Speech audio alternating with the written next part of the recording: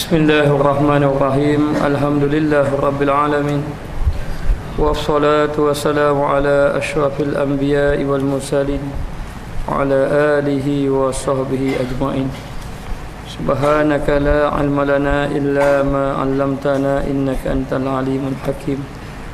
Rabbi shrah li sadri wa yassir li amri wa hlul 'uqdatam min lisani yafqahu qawli.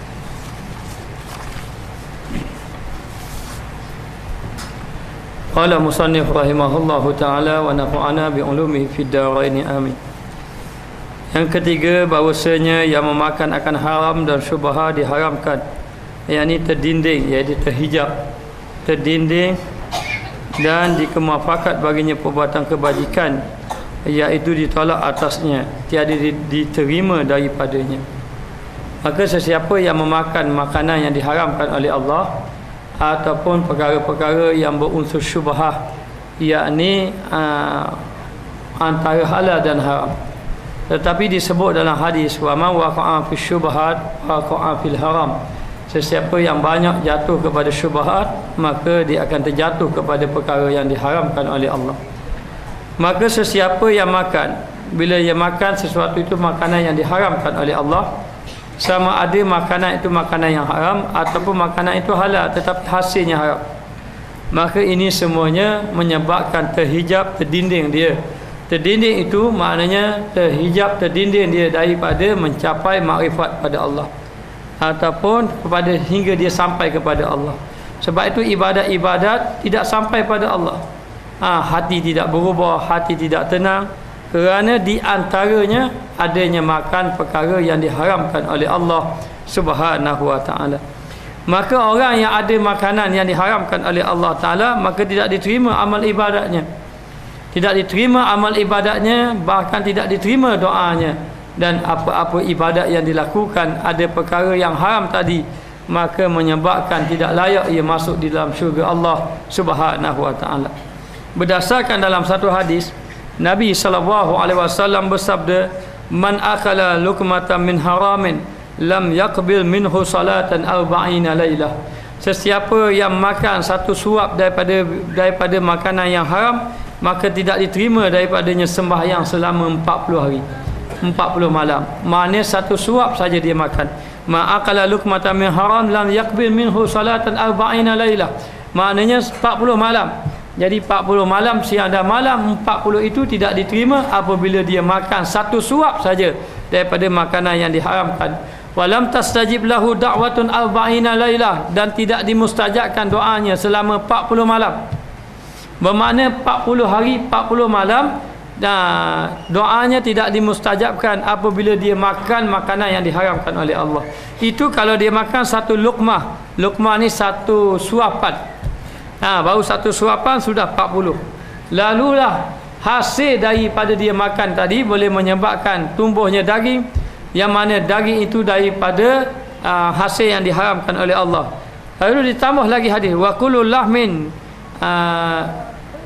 yumbithu haramu fannaru aula bih.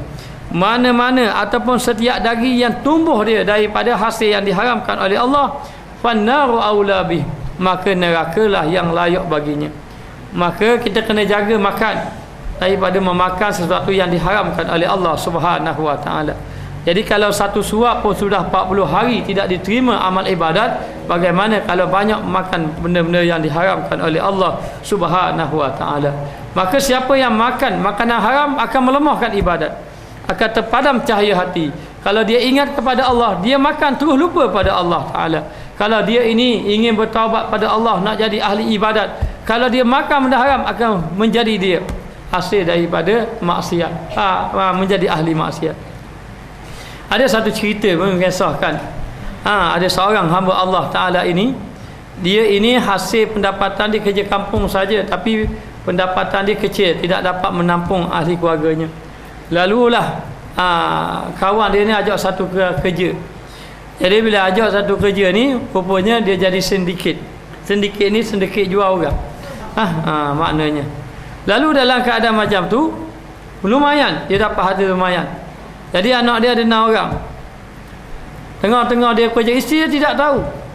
Hanya dia tahu dia duduk di Kuala Lumpur sebagai contoh, tapi tak tahu dia bagi hasil tiap-tiap bulan, isterinya hasil yang lumayan, dan dia berseronok-seronok, buat maksiat, dia tak takut kepada Allah Ta'ala. Sehinggalah isterinya telefon, dia kata anak dia ini yang sulung ini kemalangan. Dia pun balik. Bila balik, lepas pada tu dia pergi hospital, tengok-tengok, lalu doktor kata anak dia akan jadi lumpuh seumur hidup. Lalu di situ dia insaf dah. Dia insaf, dia pun sedar kesilapan yang dia lakukan. Tapi nafsu dia mengatasi kehendak dia, mengatasi iman dia, pergi lagi, buat lagi kerja tadi. Bila buat lagi kerja dia, anak dia yang seorang lagi pula kemalangan juga, yang lain pula kemalangan. Hari kemalangan dia cedera parah, tapi akhirnya sembuh. Kemudian insaf dah, mari semula kerja lagi, makan hasil haram satu keluarga. Isteri tidak tahu, anak tidak tahu, sehinggalah berlaku anak yang ketiga kemalangan juga membawa kepada kematian. Masa membawa kepada kematian, dia mari insaf dah, ini hasil daripada dia buat ni. Tapi Allah Ta'ala tahu hukum dia, hukum anak dia. Maknanya dia tidak ada apa-apa dengan sehat dia, tetapi anak dia seorang dia musibah. Lama tu dia pun memulai insaf, kemudian kembali balik buat kerja dia. Sehinggalah yang terakhir isterinya meninggal dunia. Isterinya meninggal dunia, jadi kena penyakit parah kalau tak silap, akhirnya membawa kepada meninggal dunia. Bila meninggal dunia, masa ketika itulah barulah dia sedar isteri yang meninggal, anak dia sudah lumpuh, yang ni pun dah cedera parah, dah tak jadi macam orang lain biasa dah. Lepas tu dah meninggal seorang, barulah dia insaf. Dia kata inilah kesan daripada dia mengambil rezeki yang haram, ambil harta daripada harta haram. Jadi yang kenanya habis satu keluarga tu kena. Jadi hidup dia jadi susah dalam keadaan tu, sehinggalah hari ini dia bertaubat kepada Allah Ta'ala, dan dia selalu mengatakan bahawa kalau diberi duit hasil yang banyak pun, tetapi bukan jalan yang dibenarkan oleh syarak, sekali-kali dia tidak mahu lagi mengambilnya. Kerana ingat, sekali kita makan saja hasil yang haram, kita telah menempah nama kita di neraka. Maka siapa yang makan makanan suapan, satu suap itu hasil haram, tercatat namanya di pintu neraka. Hinggalah dia bertaubat kepada Allah Ta'ala. Dan andai kata makanan yang dimakan menjadi darah daging dia, kullu lahmin nabata min haramin fannaru aula bih, maka satu-satu daging yang hasil daripada makanan yang diharamkan oleh Allah, maka nerakalah yang layak baginya. Hatta walau dia sujud banyak, dia ibadat banyak pun, dia berdoa Allah Ta'ala bersungguh-sungguh, tetapi dia sudah makan hasil yang diharamkan oleh Allah, maka amal ibadatnya tidak diterima oleh Allah Subhanahu Wa Ta'ala. Maka kita kena ambil berat hasil yang kita dapat ini, adakah halal ataupun haram. Bahkan Nabi SAW ada bersabda, akan berlaku di akhir zaman, ya'ti ala nasi zamanun la yubali rajulu min aina asabal mal min halalin am haramin. Akan datang berlaku di akhir zaman, manusia sudah tidak mengambil kira daripada mana rezeki yang dia dapat, sama ada rezeki itu halal ke rezeki haram ke, tidak kira dah. Bagi mereka dapat memenuhkan nafsu mereka ataupun dapat hasil saja, tak kira halal haram. Maka bila dia makan hasil yang diharamkan oleh Allah, maka terkesanlah amal ibadahnya, maka terbatal segala amal ibadatnya, menyebabkan amal ibadatnya tidak diterima oleh Allah Subhanahu Wa Ta'ala. Maka dia kata di sini, tiada diterima daripada ibadatnya tidak diterima, maka tiba-tiba tiada baginya dan yang daripada yang demikian itu melainkan payah dan kekeruhan. Maka kehidupan dia akan jadi payah. Orang makan hasil haram ini dia tak akan senang, ini janji dah.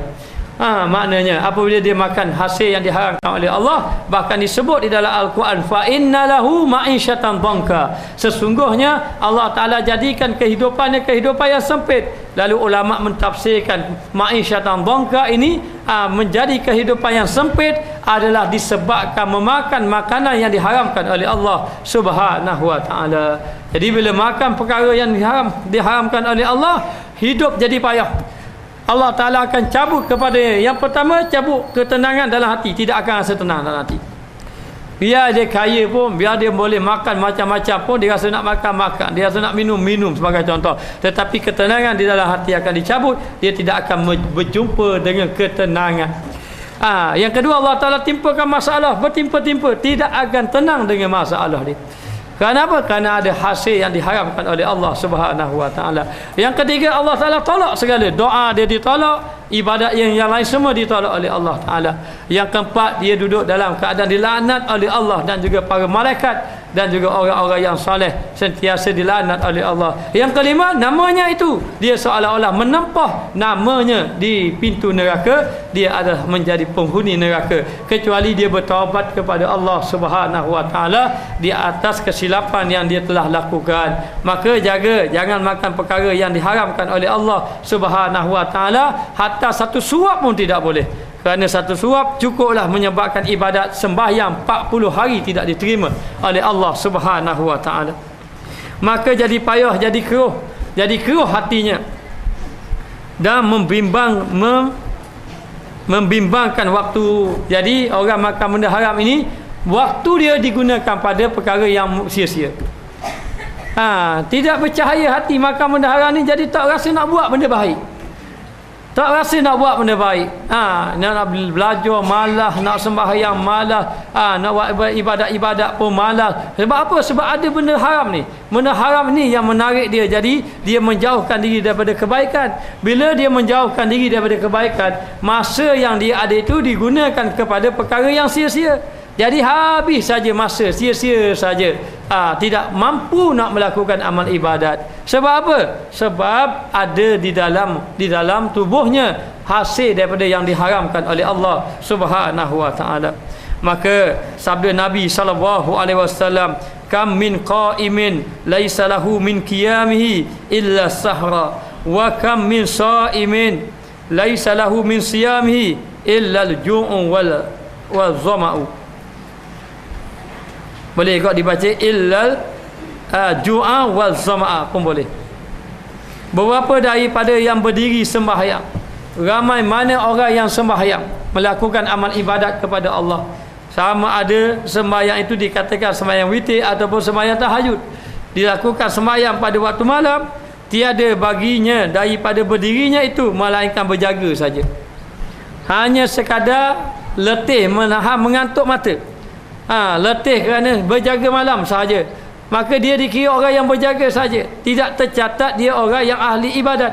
Walaupun dia sudah sembahyang pada waktu malam, maka dia kata melainkan berjaga sahaja ataupun duduk bersengkam mata sahaja. Dan beberapa daripada orang yang puasa, dan ramai orang yang berpuasa, tiada daripada puasanya, yakni tiada diterima daripada puasanya itu melainkan yang dia dapat lapar dan dahaga saja. Dalam riwayat lain illal ju'a wal atasha, kecuali mendapat lapar dan juga dahaga. Jadi kalau dia ini maknanya dia ini sembahyang banyak waktu malam, siang hari berpuasa, tetapi dia adalah orang yang makan hasil yang diharamkan oleh Allah, maka dia tidak dapat apa-apa daripada ibadat yang dia lakukan. Ini kena jaga. Sebab tu pastikan hasil yang kita dapat, pekerjaan-pekerjaan yang kita dapat ni, pastikan dalam keadaan yang dihalalkan oleh Allah. Sebab tu Nabi kata sebaik-baik pekerjaan ni bekerja dengan tangan. Apa maksud bekerja dengan tangan? Memang tak ada orang kerja dengan kaki saja. Memang kerja dengan tangan. Memang dimasukkan dengan tangan ialah kerja sendiri. Dan hasil 9/10 daripada rezeki adalah datang daripada perniagaan. 9/10. Tetapi nak cari orang-orang peniaga yang betul-betul jujur ini payah. Siapa yang jujur, alhamdulillah. Dan peniaga yang jujur pula disebut di dalam Al-Quran, at-tajiru amirus sanduk, orang peniaga-peniaga yang amanah, lagi benar, ma'an nabiyyin wasiddiqin wasyuhada fil jannah, bersama dengan Nabi, siddiqin dan syuhada di dalam syurga. Kalau peniaga ini peniaga yang jujur, amanah, maka tidak dapat tidak, mesti kita pastikan jangan ambil hasil yang haram. Hatta 5 sen, hatta 1 sen, hatta sedikit pun jangan ada hasil yang diharamkan oleh Allah Ta'ala. Kalau ada hasil yang diharamkan oleh Allah Ta'ala masuk dalam rumah kita, lalu kita membelanjakannya, akan menyebabkan habis amal ibadat kita, tidak diterima oleh Allah Subhanahu Wa Ta'ala. Baik, kita tengok. Maka dia kata di sini dia hanya dapat lapar dan dahaga saja. Dan daripada Ibnu Abbas radhiyallahu anhuma katanya, tiada diterima Allah Taala seorang sembahyang seseorang, di dalam perutnya itu ada yang diharamkan oleh Allah. Kalau di dalam perutnya ada makanan yang diharamkan oleh Allah, maka tidak diterima lagi amal ibadah. Maknanya walaupun dia berdoa bersungguh-sungguh, walaupun dia beribadat bersungguh-sungguh, walaupun banyak rakaat yang dia telah lakukan, maka Nabi kata kaifa yustajabu doa, bagaimana dia nak dimustajabkan doa. Mat'amuhu haram wa masyrabuhu haram, makanan dia haram dan juga minuman dia haram, maka tidak diterima oleh Allah Subhanahu wa taala akan ibadat yang ia lakukan. Jadi kita menjaga ibadat sembahyang, kadang-kadang tidak melakukan perkara yang membatalkan sembahyang, tapi kita lupa ada perkara yang menghalang ibadat kita diterima oleh Allah. Di antaranya apabila seseorang itu memakan makanan yang diharamkan oleh Allah Subhanahu wa taala. Orang salafus saleh, kalau dia tidak yakin makanan tadi ataupun dia tidak pasti, dia akan tanya terlebih dahulu, daripada mana hasil yang kamu dapat ini? Oh, katanya hasil daripada gembala kambing. Hasil yang halal, barulah dia makan. Barulah dia makan. Kalau tidak pasti, kadang-kadang dia tidak makan. Dan Al-Imam Nawawi, dia ini biasanya makan kalau sayur-sayuran daripada ibu bapa dia yang menanam. Ayah dia ni pekebun, tanam sayur, sayur tu je. Kalau dia nak buat baju, dia ambil kulit yang kambing yang dibela oleh ayah dia. Begitu dia jaga makanan. Maknanya kenapa? Kerana makanan ini kalau kita tidak jaga akan menggelapkan hati.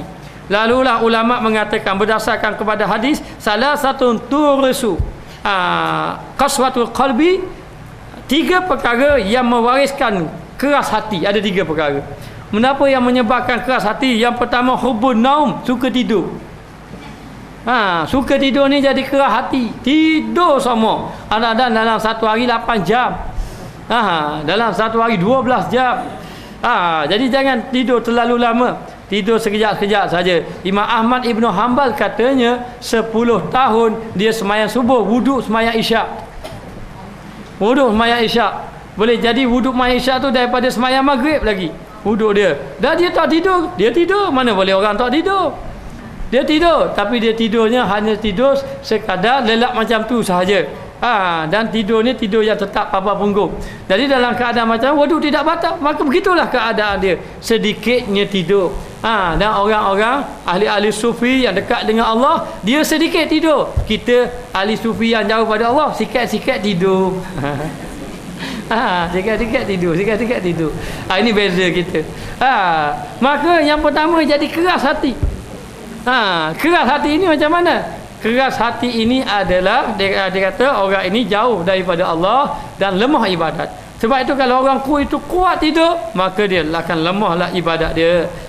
Yang kedua, wahubbu raha, dan suka berehat, duduk saja je, banyak relax saja. Duduk saja, banyak duduk saja pun boleh menyebabkan keras hati. Maka kita orang yang beriman kena banyakkan buat kerja, kena banyakkan ibadat kepada Allah Subhanahu wa taala. Islam menyuruh supaya umatnya bekerja supaya tidak jadi orang yang suka berehat, mencari rezeki, bekerja daripada pagi sampai ke petang bekerja. Tapi ingat, bila bekerja jangan lupa ibadat kepada Allah Subhanahu wa taala. Maka orang yang banyak rehat, kerja pun tambah, ibadat pun tambah, duduk saja, hati jadi keras. Hati jadi keras. Orang yang hati keras ini, bila mendengar kebaikan pun tidak memberi manfaat kepada dia. Dengar kebaikan, dengar ayat Quran, dengar hadis, apa-apa nasihat pun tidak memberi kesan lagi. Kerana apa? Kerana hati sudah keras. Hati sudah keras ini payah menerima kebaikan. Dan yang ketiga, yang menyebabkan hati keras, wahubul akli, suka makan. Suka makan ni hati keras. Lepas makan, lepas makan. Maknanya pantang saja ada makanan lalu makan. Sehingga kan ada mengatakan sesiapa yang terlalu banyak makan benda-benda yang halal, benda-benda yang halal boleh membawa dia melakukan perkara yang haram.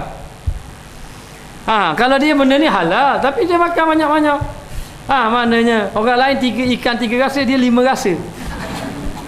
Maknanya lepas tu makan macam-macam makan. Maknanya habis kenyang dah, makan lagi. Maka makan tu halal. Dia tidak mencuri, dia tidak ambil hak orang, makanan tu halal. Tetapi kata ulama, kalau seorang itu banyak makan benda yang halal secara berlebih-lebihan, boleh menarik ia kepada perkara haram. Boleh menarik dia kepada perkara yang diharamkan oleh Allah Subhanahu wa taala. Maka dia kata di sini, ramai orang yang berpuasa tetapi tidak dapat apa-apa daripada puasa. Yang dia dapat itu apa? Yang dia dapat itu dahaga dan lapar sahaja. Itu di antaranya sebab tidak dapat menjaga makan dan minum. Saya lalu ketika masa saya belajar dahulu, saya baca hadis. Kamin sa'imin laisa lahu min siyamihi illa al-ju'u wal 'atashu. Dia kata betapa ramai orang yang berpuasa tetapi tidak dapat apa-apa daripada dia berpuasa, hanya dia dapat lapar dan dahaga.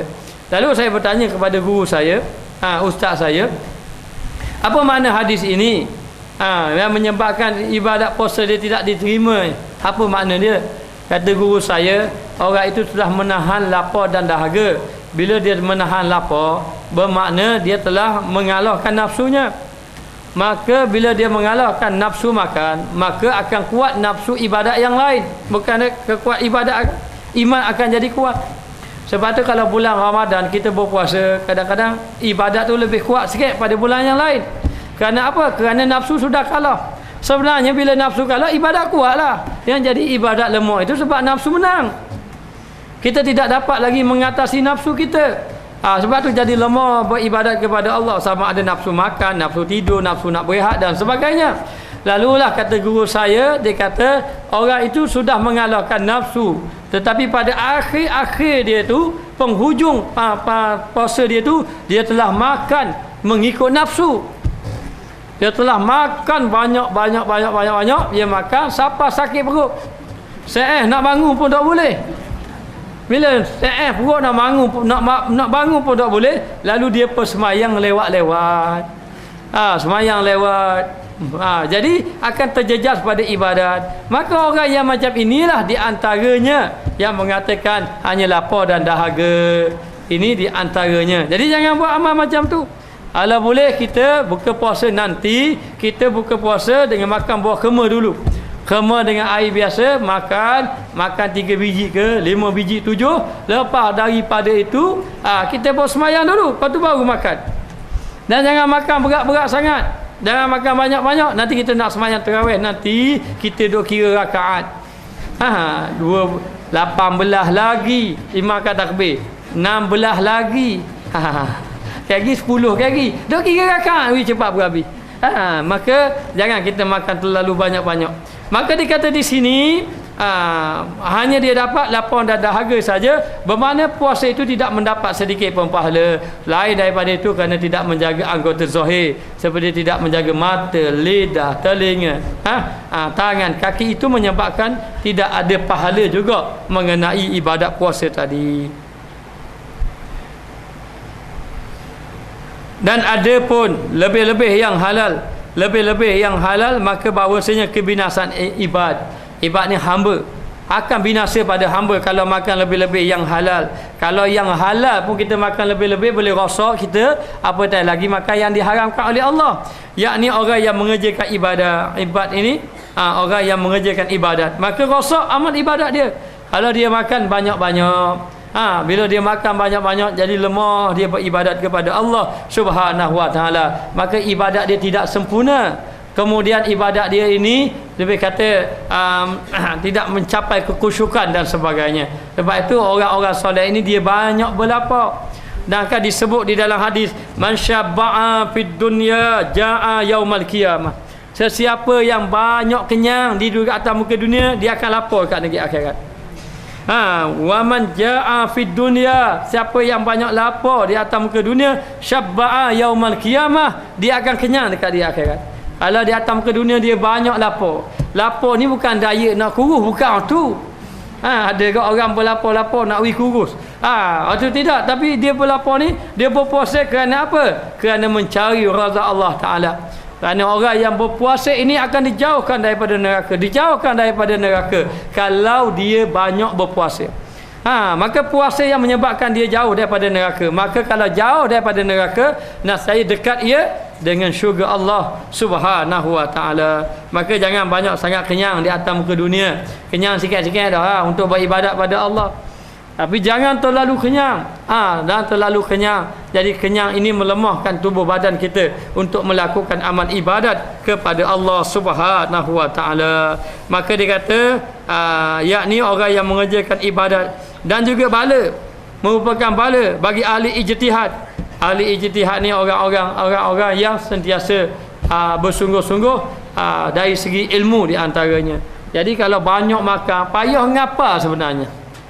Menghafal pun payah, fikiran pun jadi tidak tajam kalau orang itu banyak makan. Jadi kalau anak-anak kita nak puasa, musim puasa jangan makan banyak. Mungkin musim puasa jangan makan banyak. Dan kalau boleh suruh dia berpuasa.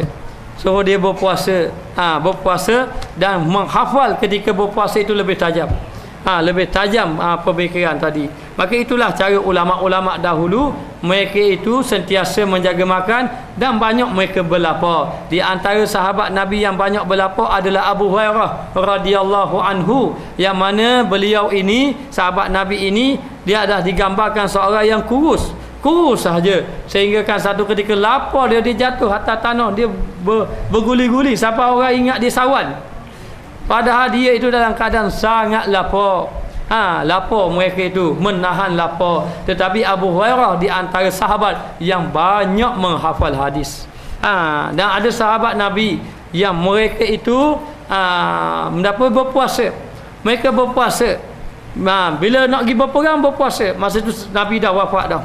Lalu ketika nak mati tu, orang suruh buka puasa, dia tidak mahu. Dia kata aku nak berbuka puasa bersama dengan Rasulullah sallallahu alaihi wasallam apabila beliau wafat. Maka nak beritahu amalan puasa ini adalah amalan orang-orang yang soleh. Kalau kita tidak mampu lagi berpuasa, kurangkanlah makan, kerana kurang makan ini boleh menguatkan ibadat kita kepada Allah Subhanahu wa taala. Maka bahawasanya aku ta'amul ni aku perhati betul-betul, aku kaji betul-betul, maka aku dapat daripadanya 10 kebinasaan. 10 kebinasaan daripada usul ini kelakuan, daripada asal kelakuan yang suka makan banyak, ada 10. Ada 10 apa? Ada 10 kebinasaan kalau orang itu terlalu banyak makan. Mengapa 10 kebinasaan itu? Yang pertama, bahawasanya di dalam membanyakkan makan itu mengeraskan hati. Hati jadi keras kalau banyak makan. Orang yang hati keras ini dia tidak menerima kebenaran. Orang yang hati keras ini dia tidak menerima nasihat orang lain. Orang yang hati keras ini hati tidak cenderung kepada kebaikan.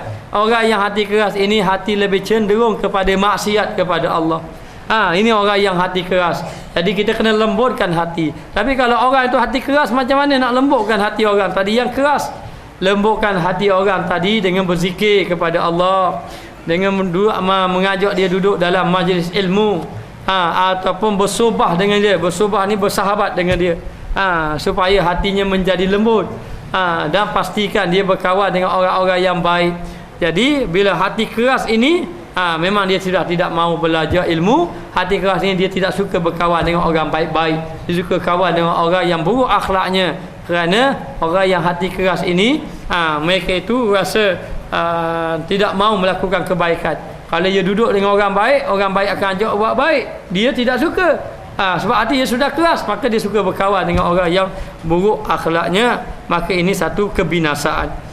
Maka di antaranya dia kata mengeraskan hati dan menghilangkan akan cahayanya, akan cahaya hati. Hati kita ini ada cahaya sebenarnya. Cahaya ini. Maka Allah Ta'ala telah letakkan cahaya di dalam hati. Cahaya mengenal Allah, dia panggil cahaya makrifat Allah. Sebab itu sebelum kita dilahirkan di atas muka dunia, kita duduk di alam arwah, alam roh. Masa ketika alam roh itulah Allah Ta'ala bertanya kepada kita, Alastu birabbikum, tidakkah aku ini Tuhan kamu? Betulkah aku ni Tuhan kamu? Qalu bala syahidana. Lalu kita menjawab, benar, kami menyaksikan. Menyaksikan apa? Menyaksikan Allah Ta'ala itu Tuhan kita. Maka Allah Ta'ala suruh beribadat. Tapi nak beribadat macam mana? Roh tidak nak ibadat macam mana? Lalu Allah Ta'ala letakkan jasad kita. Maka jasad kita adanya kulit, adanya daging, adanya tulang, adanya darah, adanya urat, adanya air, adanya apa-apa sebab dalam tubuh badan kita ini, sebenarnya jasad ini hanya membalut roh. Yang suruh beribadat itu adalah roh kita. Kalau jasad itu beribadat, roh tidak beribadat, roh kita melayang ke mana-mana, maka itu tidak lagi beribadat. Maka roh kita kena bersihkan. Maka roh tu dicampakkan di mana? Roh dicampakkan di dalam hati kita. Cahaya yang campak dalam hati kita, cahaya. Kerana roh itu membawa cahaya. Dalam hati kita ada cahaya. Jadi kalau hati kita ada percaya, maka kita akan ingin beribadat kepada Allah. Tetapi kalau cahaya kita terpadam, hati kita tidak ada cahaya, tidak mahu melakukan amal ibadat kepada Allah. Sebab itu orang yang tidak mahu amal ibadat kepada Allah Ta'ala ini, sebenarnya hati mereka tidak ada cahaya. Ini pandangan sebenarnya. Hati mereka tidak ada cahaya. Maka kena hidupkan dia cahaya-cahaya dalam majlis ilmu. Contohnya dalam majlis zikir. Itu majlis-majlis yang melahirkan cahaya. Sebab itu disebut al-ilmu nurun. Sebab apa ni, cahaya. Ilmu itu cahaya. Dan ilmu ini laisa ilma bikasrati qiraah, laisa ilma bikasrati dirayah, walakinna ilma nurun yakzifuhu Allah bi qulubihim. Sesungguhnya ilmu ini bukan kerana banyak baca, ilmu ini bukan kerana banyak kajian. Ilmu ini adalah cahaya yang dicampakkan dalam hati manusia. Kalau ilmu dikatakan banyak baca, semua orang boleh baca, semua ada ilmu. Kita pun khabar tak pergi belajarlah, balik ambil buat pustakaan rumah, bacalah banyak ilmu. Kalau kita faham ilmu tu begitu, tidak. Ilmu ini adalah cahaya yang menghidupkan hati kita pada Allah. Itu cahaya ilmu. Itulah yang dikehendaki. Maka cahaya inilah yang dapat kenal yang baik buruk. Maka bila ada cahaya ini, ini maksiat, tinggal. Ini kebaikan nak buat. Ini rasa kebaikan, lalu dilaksanakan, rasa gembira. Ini maksiat, lalu tambah buat. Kalau terbuat, rasa suka, susah hati, duka cita. Ini tanda adanya hati. Tapi bila orang makan benda haram, terpadam terus cahaya hati. Tak nampak terus kebaikan. Orang yang terpadam cahaya hati ini tak nampak kebaikan. Kerana kebaikan itu ada pada hati yang bercahaya. Maka jangan padamkan hati kita yang bercahaya itu. Apa bukti orang tu ada cahaya? Katanya bukti orang tu ada cahaya kalau dia buat jahat, dia rasa menyesal saja. Dan dia sedar, Allah, aku ni jahat sungguh, aku ni bukan orang baik. Itu orang yang ada lagi cahaya. Ada lagi cahaya. Tapi orang yang sudah terpadam cahaya dia ni, dia buat jahat, dia tidak rasa menyesal, bahkan dia rasa seronok dengan kejahatan yang dia buat. Maknanya mana satu ketika tu saya pergi ke klinik tu, ada seorang tu, Allah, dia cakap kuat, dengan megah-megahnya. Kalau dia cerita hak molek-molek dia, tak apalah, dia cerita hak buruk-buruk dia. Kita ni biasalah minum-minum biasa. Kat mana tempat judi tak pergi, dia cerita, Masya Allah, kita dengar malu. Tidak rasa aib. Dia merasa itu satu kebanggaan bagi dia. Ini bahaya. Sedangkan disebut kalau orang tu minum satu titik pun boleh menyebabkan, ataupun sekali minum pun boleh menyebabkan 40 hari ibadat tidak diterima. Akan merosakkan hati, akan menggelapkan hati kita. Jadi hati kita jangan digelapkan. Hati kita jadi gelap dengan apa? Hati kita digelap dengan dosa. Di antara dosa itu melakukan perkara yang haram. Di antara melakukan perkara yang haram adalah memakan makanan yang diharamkan oleh Allah Subhanahu wa taala. Maka hilang cahaya hati tadi. Hilang cahaya hati. Ini payah nak berubat. Maknanya jadi tak suka kebaikan langsung. Cakap bab agama pun tak mau. Maknanya ini orang yang sudah gelap mata hatinya. Maka bila gelap mata hati, macam-macam lah dia jadi binasa, macam-macam lah benda-benda yang tidak baik akan berlaku. Timbullah hasad, timbullah dengki, timbullah fitnah, timbullah ujub, timbul takabur, akan naik macam-macam sebab cahaya hati sudah terpadam. Tapi kalau ada cahaya hati, nak buat maksiat takut, duk fikir macam mana amal ibadat aku. Sebab tu kita belajar hari ini bukan kita nak ilmu banyak-banyak sampai kita boleh faham semua sekali. Mana boleh hurai, tetapi dalam hati kita masih lagi kotor. Walaupun kita maknanya mungkinlah tidak pandai membaca kitab, mungkin kita tak pandai bahasa Arab, tak apa, tidak ada masalah. Yang jadi masalahnya kita tidak beribadat kepada Allah. Sebab tu dari segi ilmu mungkin ada beza. Orang ni ada ilmu, orang ni tidak ada ilmu. Tapi dari segi amalan boleh jadi yang kurang ilmu itu lebih baik daripada orang yang banyak ilmu. Orang banyak ilmu dia cakap aja sedap. Cakap aja sedap. Macam saya ni tukang cakap aja. Ibadat kurang sekali. Baik kita tengok. Maka dia kata di sini menghilangkan cahaya. Riwayat daripada Nabi sallallahu alaihi wasallam sabdanya, la tumitu qalba bi kasrati ta'ami wasyarabi bi kasrati ta'ami wasyarabi fa inna qalba kal zaw'i yamutu idza kasura alaihi al-ma'u. Jangan engkau matikan, tu mati, minta dia tu matikan. Jangan engkau matikan hati. Hati kita hidup ni mencari cahaya Allah. Hati kita hidup mencari cahaya. Sebab itu kita belajar ilmu agama ni sebenarnya kita mencari Allah. Mencari ilmu ni wasilah je. Mencari ilmu. Maka mencari Allah tu dengan cara mencari cahaya yang hidup. Maka kalau kita duduk satu tempat yang macam ilmu yang hidup, cahaya hati ilmu yang bercahaya, maka ilmu yang bercahaya ni akan menerobos ataupun menembus kepada hati kita. Bila menembus hati kita, lalulah ilmu itu akan memberi kesan. Lalu kita belajar ilmu baru rasa kesan. Kerana apa? Kerana ilmu tadi ada cahaya. Maka ilmu yang ada cahaya akan masuk dalam hati kita. Maka hati kita akan cahaya. Sebab tu dipanggil cas. Kita belajar ilmu, kita berzikir, kita sembahyang berjemaah, dia cas kita punya iman kita, ibaratnya. Maknanya. Jadi bila kita cas, tiba-tiba kita pula buat benda yang haram, akhir kali rosak habis. Bila rosak tak masuk cas. Masuk dah. Tak dalam cas sekal pula. Nak masuk cas. Rosak habis. Sebab apa rosak? Sebab ada benda yang haram. Ada virus dia kata. Maknanya ada benda yang haram, ada benda yang kotor. Benda yang kotor masuk, terpadam cahaya hati. Apakah benda kotor? Dia antaranya makanan-makanan yang diharamkan oleh Allah Subhanahu wa ta'ala. Maka jauhkanlah makanan yang diharamkan tadi. Maka dia kata, jangan kamu matikan hati dengan membanyakkan makan selain daripada makan benda haram. Terlalu banyak makan pun jadi hati jadi padam. Cahaya hati. Jangan terlalu banyak dengan makan. Dan juga dia kata membanyakkan makan dan minuman. Banyak makan dan banyak minum. Tapi saya tengok orang yang banyak makan ni dia kerja kuat. Kita tengok pinggang begitu. Makan habis dah marah. Tapi dia kerja berat. Kerja berat ni orang tenaga. Maknanya ada pun yang makan padan-padan tu lain lah. Maknanya ni kita duduk saja je rumah. Balik-balik kita makan nasi 3 pinggang. Maknanya itu pun bagian nasi dulu, lagi bagian benda lain lagi, kuih-kuih lagi. Maknanya jadi ini pun banyak makan jadi mati kat hati jadi mati. Jadi ilmu pun payah masuk, ibadat pun jadi lemah. Jadi yang melemahkan ibadat makan sebenarnya. Bila kita banyak makan, melemahkan ibadat.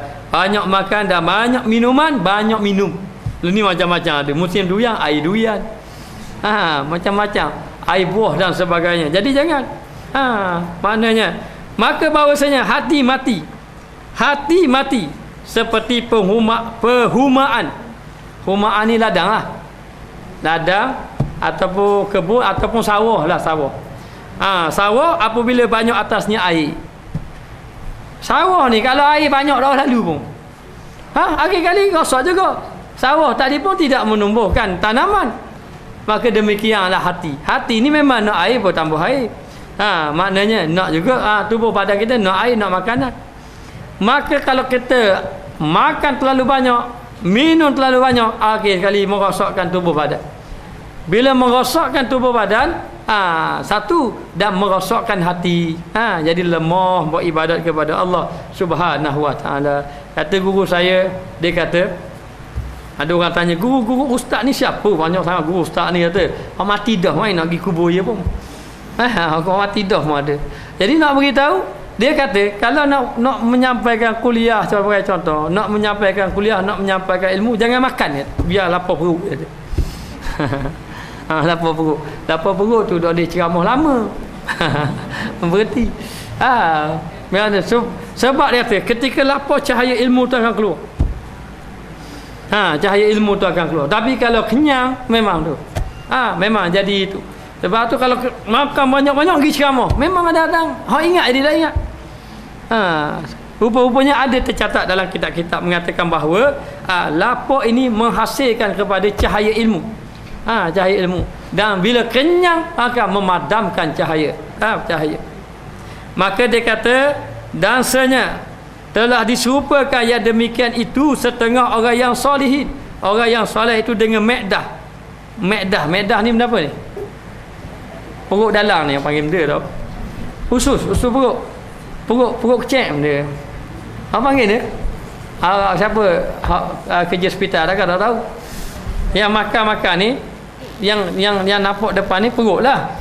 Yang dalam ni usus. Usus ataupun perut kecil lah ikut dalam. Ikut anda lah. Seperti periuk. Dia kata seperti periuk di bawah hati menggelegak. Di bawah hati menggelegak. Maka dia kata seperti periuk di bawah hati menggelegak. Dan hopnya apa pula? Hop pula. Dalam bahasa Arab saya sudah rujuk dalam kitab Surajul Talibin. Dia panggil Al-Bukhar. Bukhar ini kalau ikutkan orang Arab, orang Arab dulu dia ada satu majlis, dia akan bakar macam tu biasa, asap tu bau wangi tu. Itu dia panggil bukhar. Ataupun bukhur bahasa Melayu, bahasa bukhar. Dia panggil apa tu? Asap yang dibakar bau wangi. Orang Melayu jarang. Saya bawa masa majlis zikir, saya bawa sekali orang kata, "Baik, ajaran sesak dah ni, saya dah buat." Sebab dah kena kita. Kita pun taruh jadi asal buat. Maknanya kalau orang Arab dia mau pergi majlis dia akan ada buat asap tu. Setanggi. Ikut bandar lah. Orang Melayu kita guna setanggi. Orang Arab dia guna kayu gaharu. Gaharu tu wangi. Maka hop ni kita kata wak dia terangkat kepadanya.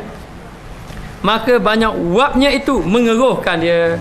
Jadi hati, bawah hati Me'dah ni, Me'dah duduk bawah pada hati. Me'dah perut dia, usus. Jadi bila dia gelegak, wak dia naik jadi kelam hati. Nampak tak faham tak?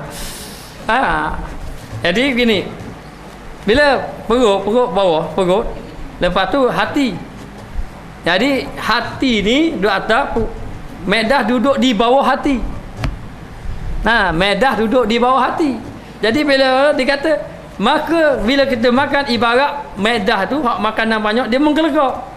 Bila menggelegak naik wap. Gas dia. Gas dia. Wak dia, bila wak dia kelam. Bila kelam hati jadi gelap. Itu gambaran, dia buat gambaran. Jadi bila naik asap dia kelam. Jadi akhir kali tu macam orang jual gau pisang, tengok atak dia naik hitam dia buat dia. Itu dia punya benda apa ni? Dia punya sawan dia. Jadi bila makan banyak, jadi Me'dah duduk bawah, hati duduk atas. Maka bila makan banyak, capur pula makanan tu yang diharam pula. Jadi gambarannya ibarat makanan tadi gelegak. Bila gelegak naik wak. Wak tu jadi sawan hati. Jadi sawan hati jadi gelap hati maknanya. Itu gambaran dia. Ini saya baca pun tak faham sebenarnya. Lepas tu tengok kita Arab, rujuk-rujuk orang yang lebih alim pada kita. Begitu gambarannya. Dan dia kata mengeraskan akan dia, yakni mengkeruhkan dia dan mengeraskan akan dia. Akan dia tu akan hati. Jadi keruh, jadi gelap. Jadi hati tidak bercahaya sebab jadi gelap. Kena wap dia tadi, akhir kali menjadi mendapat keras hati tadi. Dan yang kedua, bahawasanya di dalam membanyakkan makan itu, membanyakkan makan itu fitnah. Fitnah ni membawa pada dosa, itu fitnah lah. Bukan fitnah kata orang tu, itu fitnah juga. Yang satu lagi, apa-apa perbuatan yang membawa kepada dosa itu fitnah. Fitnah. bagi segala anggota. Jadi segala anggota lain yang dia makanlah, tapi hasil daripada makan habis, anggota lain jadi buat jahat. Kerana bila dia makan saja, nanti fikiran dia, dia bila dia makan banyak, dia akan dikuasai oleh nafsu. Maka nafsu dia akan menghala pada perbuatan-perbuatan yang banyak. Lepas tu mula mikir macam-macam. Mikir yang macam-macam. Maknanya, jadi akhir sekali sebab apa? Kerana banyak makan. Dan dia kata, dan membangkitkan dia bagi yang terlebih. Bagi yang terlebih. Dan binasaan,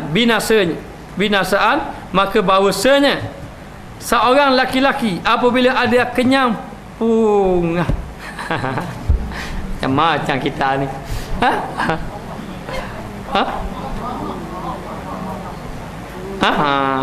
apabila ada ia kenyang, pongoh. Tahu pongoh mana apa? Musang. Awak warna kita ni dah ingin dia, dah ingin dan suka matanya melihat kepada barang yang tiada memberi faedah daripada haram. Ni kalau makan banyak-banyak akan membawa kepada suka melihat kepada perkara yang diharam, yang dia tidak jaga makan. Dia makan banyak tapi akhirnya mata tidak dapat jaga. Ni bahaya ni. Dalam keadaan tu. Sebab tu sebaik-baiknya Islam telah menggariskan bagi wanita ini hendaklah memakai pakaian yang menutup aurat. Pakai pakaian yang menutup aurat. Jadi jaga-jaga, kena nasihat kepada anak-anak kita supaya memakai pakaian yang lebih baik. Baik. Maka nak beritahunya, bila dia makan benda-benda makan banyak sebenarnya, bukan saja mata je. Bukan saja mata saja, tapi benda-benda lain, fikiran pun begitu. Dia mari mikir hak buruk ke orang. Lepas tu dia mari fikir macam-macam. Lebih-lebih lagi bila makan, mulalah nak tengok pada perkara-perkara yang diharamkan. Perkara yang diharam hari ini banyak. Di luar rumah tu memang masalah. Ada cerita pengalaman sikit. Saya ada sahabat dulu masa pergi Mekah dahulu. Jadi dia kenal lah kita pergi Mekah. Jadi dia ambil nombor telefon saya ambil nombor telefon dia. Dia kata, Ustaz kalau pergi Kuala Lumpur telefon saya. So telefon. Maka saya pun tak apalah. Jadi satu hari saya bawa keluarga pergi ke Kuala Lumpur. Jadi teringat dia tengah jalan saja nak telefon. Bila nak telefon dia, kita kata nak turun dah, nak turun sampai Kuala Lumpur dah. Dia pun gaduh-gaduh sekali, suruh buat kuliah di pejabat dia. Tapi bila buat kuliah di pejabat dia, dia pun tengok staf-staf dia, tengok tak ada orang kerja luar dan sebagainya. Yang ada dah anak buah dia ada janji dengan orang dah. Jadi dia telefon balik saya, dia kata berapa tak beritahu awal-awal. Dia kata yang kali sehari 2 kali kita kata kita tak mau nyusah dia, dan saya datang bukan nak sampai kuliah. Hanya dia kata belum hari naklah dengar kuliah. Akhir kali tak jadilah, batalkan kuliah tadi. Lalulah jumpa, ajak dalam kedai makan. Ada nak ajak juga makan. Nak jumpa. Kita asalnya kita tambah juga, kata tak apalah menyusah ke dia. Tapi hanya kita nak jumpa dia saja. Sebab lama tidak jumpa. Tapi bila saya berjumpa dengan dia, ada orang puan bersama dengan dia. Rambut tak pakai tudung, pusat Islam. Pusat Islam Allah penipala kita. Sambut. Dari bila kita sapa tu, salam dengan isteri kita. Salam kita. Lepas tu nak salam dengan kita tembak lagi. Baik serban ikat kemah-kemah tu. Maknanya. Jadi heran kita. Takkanlah kalau kita nak pergi sambung kuliah agama, takkan kalau orang macam ni nak sambung kita. Takkanlah tak dapat membezakan dia. Jadi hari ni kena faham perkara-perkara yang macam ini boleh merosakkan amal ibadat kita. Baik. Atau lebih-lebih daripada perkara yang sia-sia. Ataupun perkara yang sia-sia, jadi cakap benda sia-sia, fikir perkara sia-sia, ni hasil daripada kenyang.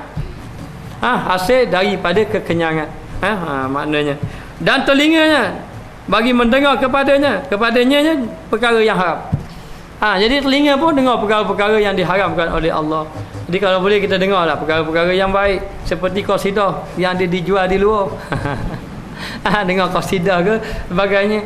Ini lagu kus-kus khatahil dil pagahil. Maknanya.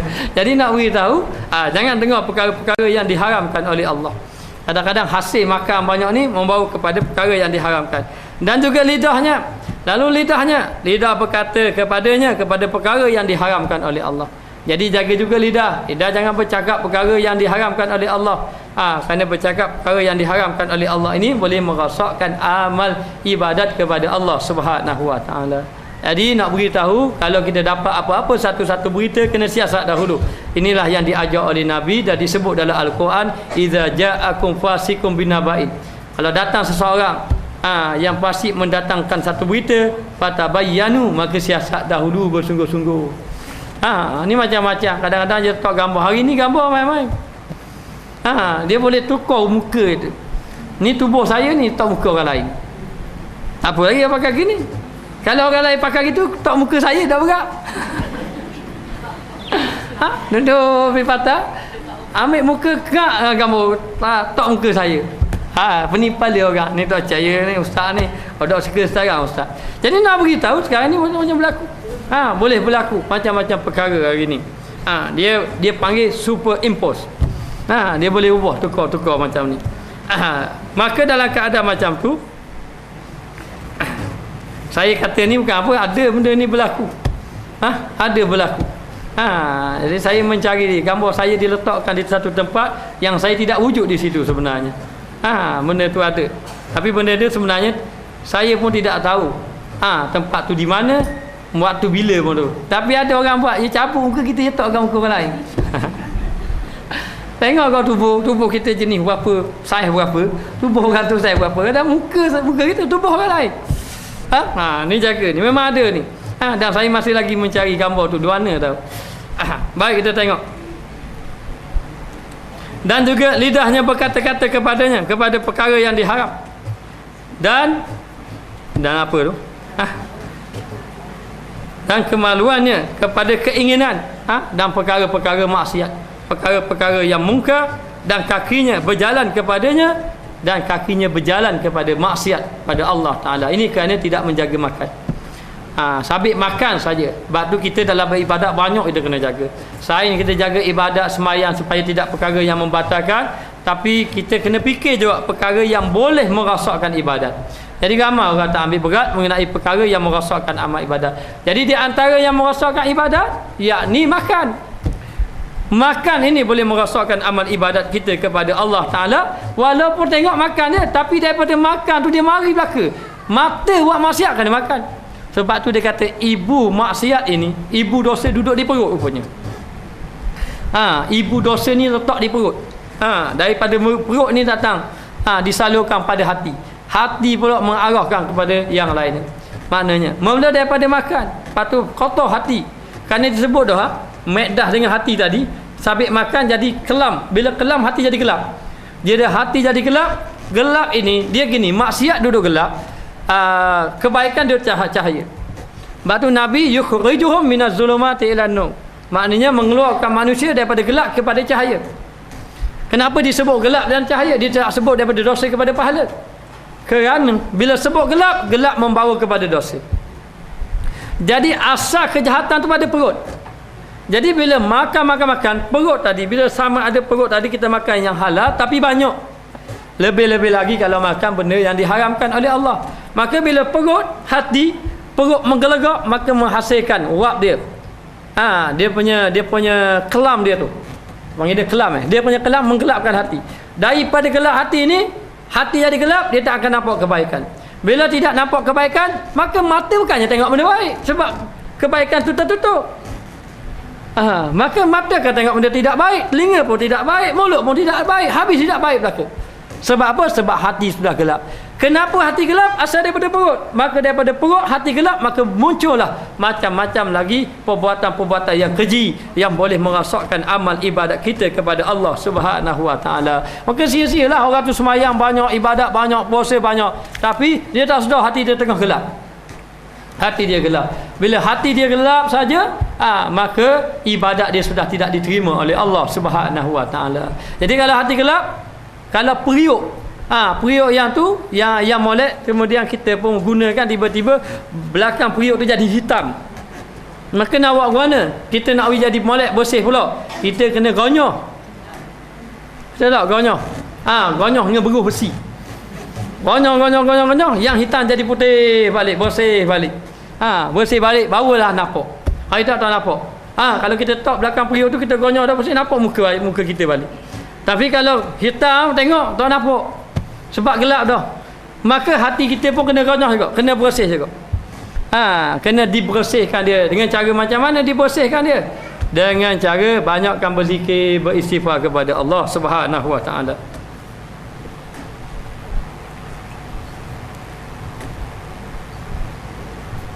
Maka demikianlah tangan kakinya sampai kepada kaki dan sekalian anggotanya akan melakukan maksiat disebabkan dengan sebab makan.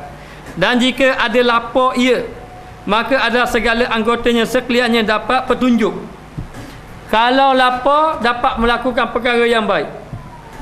Sebab lapar ini dia mengalahkan nafsu. Nafsu ini jadi kalah. Nafsu nak tengok benda yang tak molek dengan lapar. Sebab tu Nabi kata, wahai pemuda, kalau kamu ada bekalan, ada mahar, ada duit, ada keinginan, maka hendaklah kamu berkahwin. Tapi kalau kamu tidak ada berkahwin, tidak mampu nak berkahwin, tidak ada mahar, tidak ada apa-apa, maka hendaklah kamu berpuasa. Kerana ia merupakan aradul lil basar, menutup bagi pandangan, dan juga menjadi benteng daripada perkara mungkar. Kenapa? Kerana bila dia lapar, sebenarnya dia lapar ni mengalahkan nafsu kejahatan. Bukan lapar jadi tidak hilang nafsu, dah. Maknanya dia bila lapar, dia menghilangkan ataupun mengalahkan nafsu kejahatan. Sebab itu jalan orang-orang dahulu nak mendekatkan diri kepada Allah untuk mencapai takwa, lapar. Sebab itulah puasa dikaitkan dengan takwa. Dia kata, wahai orang-orang yang beriman, ya ayyuhallazina amanu kutiba alaikumusiyam kama kutiba alal ladzina min qablikum la'allakum tattaqun. Naklah kamu berpuasa sebagaimana orang-orang yang terdahulu berpuasa, moga-moga kamu jadi orang yang bertakwa. Jadi orang yang bertakwa ni, jalan orang dahulu mencapai takwa, puasa. Cepat. Kerana sepanjang dia berpuasa, kalau kita semayang sunat, masa kita semayang tu kita duduk dalam ibadat. Habis semayang kita bekerja, kita dah keluar daripada ibadat. Pergi kepada kehidupan yang harus. Maknanya, tetapi kalau kita berpuasa, bermula daripada terbit fajar sampai terbenam matahari, duduk dalam ibadat kepada Allah Ta'ala, dalam ibadat. Kemudian bila seorang itu puasa, dia akan melemahkan nafsu mata, nafsu telinga, nafsu mulut, nafsu tangan, nafsu kaki, dan segala nafsu yang lain jadi lemah. Bila dia jadi lemah, bila nafsu lemah, dia ni kalau nafsu naik, banyak ikut nafsu, iman dia lemah. Dia akan jadi gitu. Dia tak boleh sama naik ni. Mana sama naik, dia tak akan jadi gitu. Dia memang kaedah dia begitu. Kalau iman dia tinggi, nafsu dia lemah. Kalau iman dia naik, nafsu dia tinggi, iman dia lemah. Maknanya, sebab tu kalau orang tu tidur, dia dah mahyang tahajud. Kalau orang tu mahyang tahajud, dah tidur. Betul tak? Ada tak dia mahyang tahajud, dia tidur dah leh. Maknanya dia ambil dua-dua, mayang dah tidur. Dia akan jadi macam tu. Jadi sebab itu bila kita berpuasa, kita tahan lapar, maka iman kita naik, nafsu jadi lemah. Bila nafsu jadi lemah, iman naik, maka daripada itu melahirkan perbuatan-perbuatan yang baik. Sebab tu bulan puasa rajin baca Quran. Rajin baca Quran. Kemudian rajin nak infak fisabilillah, mikir baik-baik semua. Perkara yang baik-baik saja. Nak kata kau orang tak boleh puasa, nanti lepas puasa lagi. Maknanya. Jadi nak beritahu jaga. Sembahyang pun jaga, ibadat pun jaga. Sebab apa? Sebab iman kuat, kesan daripada dia lapar. Maka dia kata, adalah segala anggota sekaliannya dapat petunjuk, tiada ingin kepada sesuatu daripada ini. Tak ada yang lain. Kalau orang tu lapar, fikiran dia akan menghala kepada kebaikan.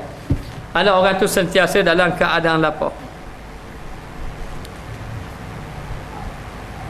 Dan tiada suka dan tiada berahi baginya senya. Dan tiada suka dan tiada berahi. Kepada apa? Kepada maksiat tak suka lah, jadi tak suka. Sebab apa? Sebab hatinya sudah mendapat petunjuk daripada Allah, kesan daripada dia banyak berlapar. Lepas tu kita ni kalau boleh banyak berlapar. Kalau boleh puasa, puasa. Kalau tidak boleh puasa, jangan makan banyak-banyak. Maknanya. Dan kalau boleh makan ketika lapar. Kalau lebih bagus lagi, ketika sebelum kenyang, berhenti. Dulu masa saya duduk pondok dulu, nak jaga ni, dia ada giliran hari Ahad makan dia, hari ni makan dia, sampai ke seminggu. Jadi bila hari kuah singgah sikit, makan sikit. Orang tanya apa? Kita makan masa lapar, kita berhenti belum kenyang. Masa tu kuah singgah. Esok kuah lain tak minat lagi. Kena hari ketiga makan banyak selalu. Jadi member pun kata, kan berhenti sebelum kenyang. Berhenti sebelum kenyang. Jadi nak beritahu, kita pun kata tak apa, makan banyak, makanan berkat. Nak beritahu. Jadi nak beritahu sekarang ini, lapar ini, membanyakkan lapar ini akan menjauhkan kita daripada maksiat. Dan telah berkata Ustaz Abu Ja'far rahimahullahu ta'ala, bahawasanya perut satu anggota, jika lapar ia, kenyang segala anggotanya. Yakni tetap segala anggota. Baik, dia kata, kata Abu Ja'far ini, perutlah satu anggota, jika lapar dia, lapar, kenyang segala anggotanya. Kata ulama dalam kitab Sirajul Talibin, kenyang itu melakukan ibadat. Maknanya kalau lapar, maka anggota akan buat ibadat.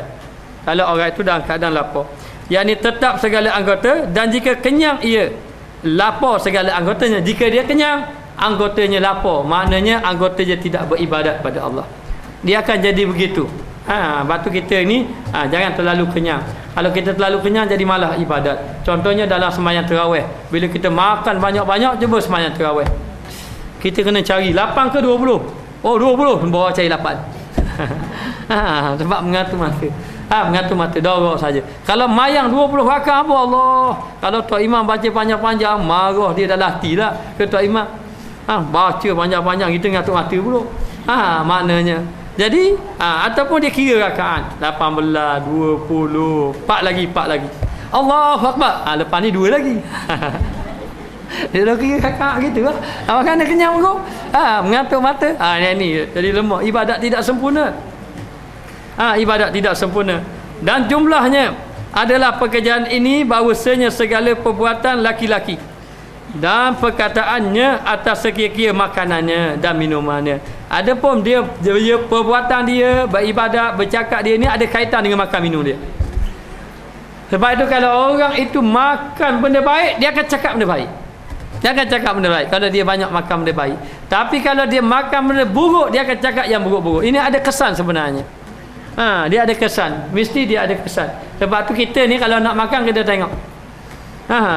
Maknanya, siapa kata guru saya, kalau ayamnya ni liar pun jangan makan, kata guru saya. Takut jadi liar kot kita. Mana culah dengan mayang liar. Apa gitu kali. Kata apa pula? Dia kata dia tercatat dalam kitab, memang ada kesan. Rupanya hari ni baru jumpa. Lama dah saya dengar, hari ni baru jumpa. Dia kata makan minum ini, dia kata segala perbuatan laki-laki, perbuatan dan perkataannya laki-laki ini atas sekira-kira makanannya dan minumannya. Ada kaitan dengan makan dan minum dia. Ada makanan dan minum dia. Lepas tu dia kata Nabi kalau makan, dia tak boleh makan panas-panas. Dia suruh makan sejuk, tapi jangan sejuk sangat. Antara pertengahan saja, ataupun suam-suam gitu saja makan. Begitu juga bagian makan, bagian minum, bagian makan, begitu juga. Jadi makan makanan yang baik-baik. Dan Nabi kalau dia pergi satu makanan ni dia tak suka, lalu Nabi tak kata apa-apa, Nabi diam lagi gitu saja. Nabi dia kata dah sedap makanan ni, dah kata gitu. Maknanya ini adab dia dengan makanan. Dan Nabi makan dalam keadaan sopan, baik-baik. Jika makan yang haram, maka keluar haram. Kalau dia makan yang haram, maka keluar perkataan haram, makanan haram. Tu kena jaga-jaga. Kalau kita makan makanan yang haram, maka perkataan pun boleh cakap yang haram, dan perbuatan pun. Tapi kalau kita jaga makanan, nak cakap yang haram, kita mikir jadi. Dia ada terhalang. Sebab apa? Sebab makanan yang halal ini mengeluarkan cahaya. Hati jadi bercahaya. Yang hati bercahaya ni jadi terhalang ni, nak buat jahat tambah buat, nak buat tu jadi rasa nak buat baik. Maka tengok dia ada kaitan di antara makan yang halal dan haram. Jadi kalau makan haram, banyaklah benda-benda makanan-makanan yang diharamkan oleh Allah, maka lahirlah perbuatan yang diharamkan. Dan jika masuk yang lebih-lebih, keluar lebih pula. Orang cakap, orang makan banyak, nanti dia cakap banyak. Dia akan lebih-lebih. Dia makan banyak, cukup dah, tapi mahal lagi 3 pinggan. 3 pinggan. Orang kata makan seminggu hari sedap. Panggang hari 4 pinggan. Lagi mana boleh makan. Kalau buah durian tu 10 teh je seorang je. Contohnya makan nasi, makan. Jadi bila dia makan banyak, maka dia banyak keluar yang lebih-lebih pula. Jadi bila makan banyak, jadi cakap banyak. Maknanya bila makan banyak, jadi buat kerja hak lebih-lebih pula. Benda apa ni buat perkara yang sia-sia pula. Jadi akan beri kesan seperti makanan itu benihan. Bunuh ke benih? Benih. Seperti makanan itu benih perbuatan. Perbuatan. Dan segala perbuatan tumbuh nyata ia daripadanya. Makanan ni jadi benih lah. Jadi benih dia lahir daripada tanam benih, tumbuh perbuatan dia. Sebab tu makan-makan ni dia ada kaitan. Makan-makan sehingga kan dalam kitab fiqh dia kata makan binatang jalalah. Jalalah ni kalau tak silap makanan fiqh ini, kalau baik ayam makanan tu halal, baik ayam ke itik apa, tapi dia makan makanan yang kotor. Jadi jalan kata awal, ai coba cari makan Melaka tu. Itu dipanggil makanan binatang jalalah. Lalu ulama dalam mazhab Syafi'i mengatakan makan binatang jalalah ini makruh hukum dia. Makruh hukum dia. Jadi kalau kita memberi makanan kepada binatang yang makanan yang kotor-kotor, kotor-kotor itu, jadi sebenarnya kenapa dikatakan makruh? Sebenarnya kalau kita makan itu akan memberi kesan sebenarnya. Sebab tu dijaga awal-awal. Makanan yang kotor-kotor macam itu pun tidak boleh. Kerana ia akan memberi kesan kepada hati kita. Maka ia merupakan benih. Benih. Makan yang baik, tumbuh yang baik. Makan yang buruk, maka tumbuh yang buruk. Sebab tu orang-orang dahulu cukup jaga makan. Tidak, takkanlah Saidina Abu Bakar sampai jolok apa tubik habis muntah. Apabila didapati makanan yang haram telah termasuk di dalam tubuh badan dia. Tubuh badan dia. Jadi kalau sudah termasuk, sudah jadi darah daging dah, tu nak buat mana? Kena bertaubat bersungguh-sungguh lah. Dan berazam sungguh-sungguh mulai hari ini akan jaga makan. Tidak lagi memakan makanan yang diharamkan oleh Allah. Tapi kalau makanan itu halal pun, makanan itu halal, tapi ada benda-benda yang kesan dia, makanan itu halal. Seperti contohnya kambing, daging kambing, tapi kambing itu pernah makan dalam kawasan orang lain, maka kita makan daging kambing itu pun ada kesan juga sebenarnya. Walaupun kita itu halal, kita takkan nak tanya masa nak pergi makan pulut daging kambing mana? Nak tanya daging lembu rupa-rupa orang lain. Mana beli ke dana? Beli daripada mana? Daripada siang. Orang siang tu mayang dok. Dia tanya sesi. Tukang rumah kata nak makan ke tampuk. Maka perlu tanya, tak perlu tanya. Tapi kalau dah katakanlah kita tak tahu, maka tiba-tiba kambing itu ada pernah termakan dalam kawasan orang lain, maka akan beri kesan ke hati kita. Itulah asbab ataupun sebab-sebab yang menyebabkan kita lemah beribadat kepada Allah Subhanahu wa taala.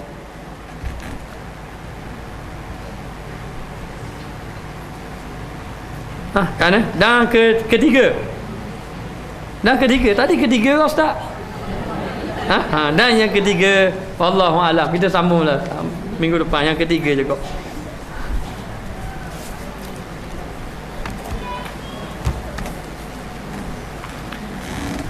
Bismillahirrahmanirrahim. Rabbana zalamna anfusana wa illam taghfir lana wa tarhamna lanakunanna minal khasirin. Wa sallallahu ala sayidina Muhammad wa ala alihi wa sahbihi wa sallam. Walhamdulillahirabbil alamin.